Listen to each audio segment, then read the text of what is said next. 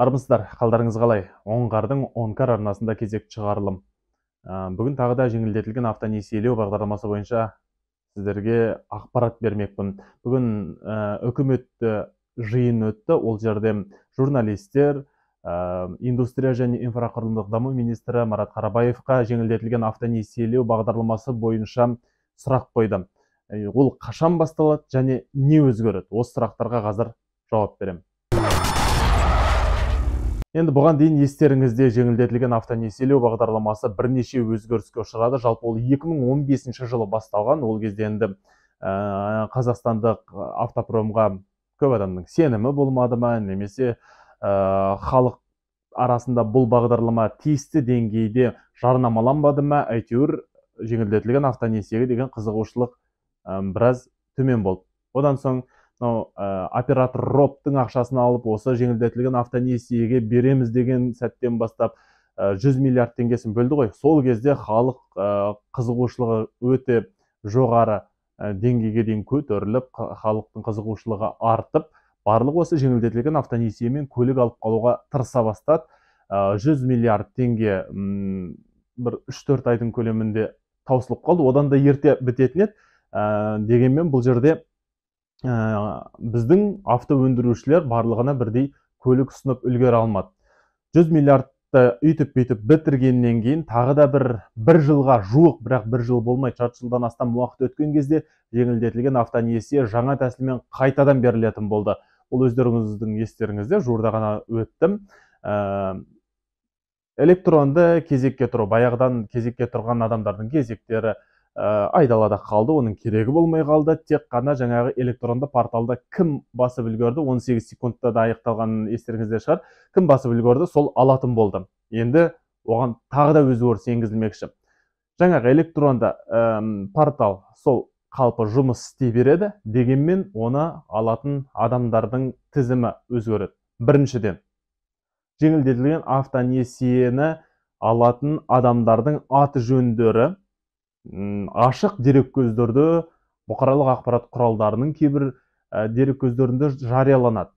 Енді Марат Қарабаевтың айтуы бойынша бұл бармақ басты көз қыстылық дейміз ғой. Біреудің танысы, біреудің әкесі, біреудің көкесі алып кетпес үшін осындай қадамға барып отырмыз дейді. Яғни кім алды, соның аты жөні белгілі болады. Мүмкін ол жаңағы банкта істейтін адамның танысы болып қала ма, немесе қазір осы бағдарламаны курировать етіп отырған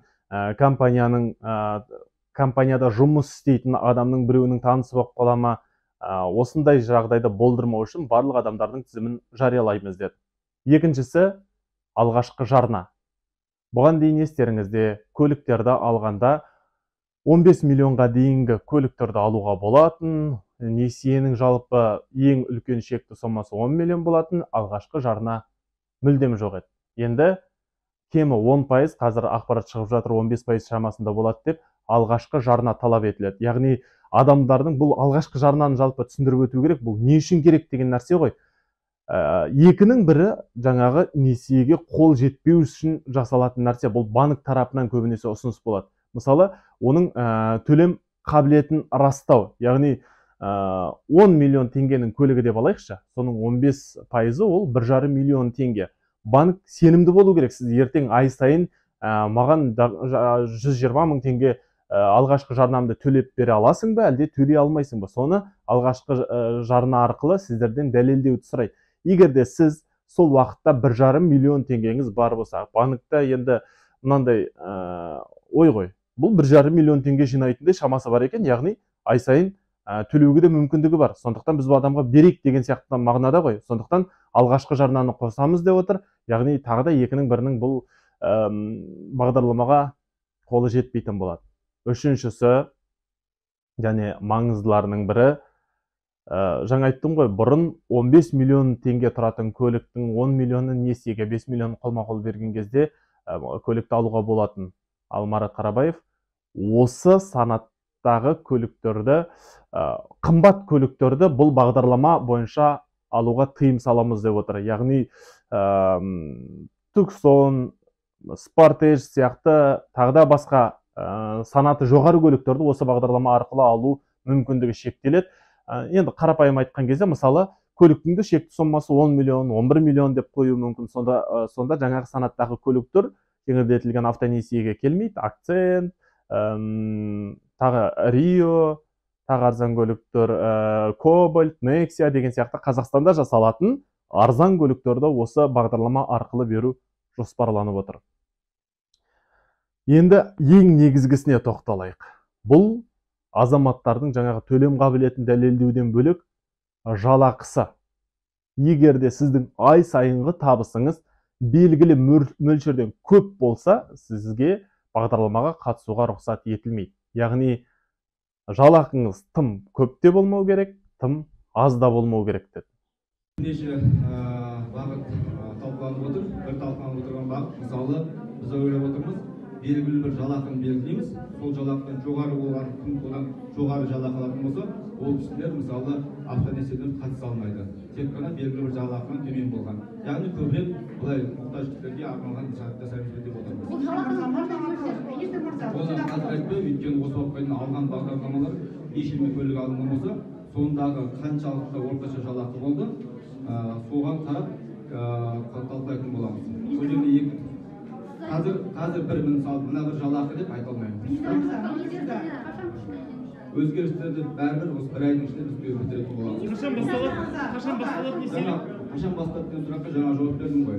Біз алдын ала айтып әр айда қайта істейміз деп, ал қазір мысалы бір 5 миллиард ақша қайта жалпы жиналғаннан соң содан ғана бастаймыз деп отырмыз. Қазір 4 миллиард ақша жиналды. Жаңа мен де айтып өттім ғой, жалақыңыз тым көп те болмау керек, тым аз да болмау керек деп. Ол қалай жүзеге асады? Мысалы қараңыз, егер де сіздің жалақыңыз ай сайын 500 мың теңге болса, 400 мың делік, 300 мың делік, мен нақты қазір ол белгісіз қанша шекті мөлшер қоятын. Содан көп болса, яғни сіздің көлікті басқа жолмен алатында мүмкіндігіңіз бар. Сондықтан бұл көлікке бағдарламаға қатысуға мүмкіндік берілмейді деген сөз. Сонда тек қана жалақысы белгілі шекті мөлшерден аз болу керек. Және тым аз болмау керек. Ол бағдарламада жазылмауы да мүмкін болашақта, бірақ ол жерде сізді банк тексереді. Сіз ай сайын 50 мың теңге алып тұратын болсаңыз, сіз ай сайын 100 мың теңгені, бізде бар енді азаматтардың барлығы айына 400-500 мың жалақы алып отырған жоқ қой. Өңірлерде көбінесе кейбір қаланың өзінде де қарапайым жұмысшылар 60-70 мың теңге жұмыс істеп отыр. Оны енді сіз бен біз білеміз, ар жақтағылар біле ме, ол жағын білмеймін. Енді бізде орташа жалақымыз 250 мыңнан асып кетті деп жарсап отыр ғой. Бірақ сондай жалақы алатын адамдар бағдарламаға төменгі шекті мөлшері қойылмаса да, оларға несие берілмеуі мүмкін. Себебі оны үкімет берілмейді деп ереже қабылдамайды, оны банк бермейді. Себебі олар да сіздің ертең төлем қабілетіңізді зерттейді ғой. Сонда мысалы белгілесе, қарапайым айтайын, 250 мың теңгеден жоғары болмау керек десе, бірақ сіздің жалақыңыз 240 мың теңге болса, сіз ала аласыз. Бірақ сіздің жалақыңыз 90 мың теңге болса да, сізге банк бермей қоюы мүмкін. Сондықтан жаңағы шектік нормаға барынша жақын адамдардың алуына мүмкіндік болайын деп тұр ғой бұл. Сонда қорыта айтқан кезде бұл жеңілдетілген автонесиелеу бағдарламасы біздің автопаркімізді жаңартады, қазақстандық автоөндірісті қайта қалпына келтіруге, оны жандандыруға көмек береді, өзіміздің көліктерді жылдам сатуға мүмкіндік береді деген мәселелер айтылды ғой. Енді оны ала алатын адамдардың санын жасанды түрде шектегелі отыр. Бұл не деген сөз? Тым байлар ала алмайды, тым кедейлер тағы ала алмайды, тағы таныс бармақ басты көз қыстылықпен таныстар алып кететін жағдай болмаса, сондай жағдайға жеткіземіз деп отыр. Естеріңізде болар, өзі ай сайын кемінде айына бір рет бізден ақпарат өтіп жатады ғой, ақпараттық порталдардан. Біздің автопаркіміз қазір кез келген көлікті сатып алуға мүмкіндік беріп отыр. Салондарда, жаңа автосалондарда жаңа көліктер пайда болды, кезексіз сатып алуға болады деді. Әлде шынымен де біздің автопаркіміз жеңілдетілген автонесие бойынша адамдарды көлікпен қамтуға үлгермей жатыр ма, сондықтан азайтып жатыр ма? Әлде бір басқаша себебі бар ма екен? Сіздер қалай ойлайсыздар? Сонда бұл жеңілдетілген автонесиені жаңа тәртіп бойынша кім алады өзі? Тым байларға бермейміз дейді, тым кедейлерге банк бермейді, ол месенеден белгілі нәрсе. Сонда кім үшін керек жағдай болайын деп тұр. Оның үстіне тағы да бір сөзінде айтылды, көлігі барларға берілмейді дейді. Бұған дейін естеріңізде болар, бағдарламаға 2 жылда бір рет қана қатысуға мүмкіндік береміз деген, тіпті сіздің атыңызда көлік болса, тағы да берілмей қалуы мүмкін. Яғни отбасыда көлік жоқ адамдарға да беріледі дейді. Бүгінгі индустрия және инфрақұрылымдық даму министрінің айтқандары қазір талқыланып жатқан мәселе. Бұл әлі нақты қабылданған жоқ. Жалақының шекті мөлшері қанша болатыны нақты белгісіз, көліктің ең қымбат бағасы қанша болатыны ол да белгісіз, алғашқы жарнаның қанша болатыны ол да белгісіз. Бірақ дегенмен бұлардың барлығы министрдің сөзінің аузынан шыққаннан кейін ол міндетті түрде болады. Көліктің шекті сомасы біраз төмендетіледі, шекті норма белгіленеді, ол шамамен 10, тіпті 15% мөлшерінде болуы мүмкін.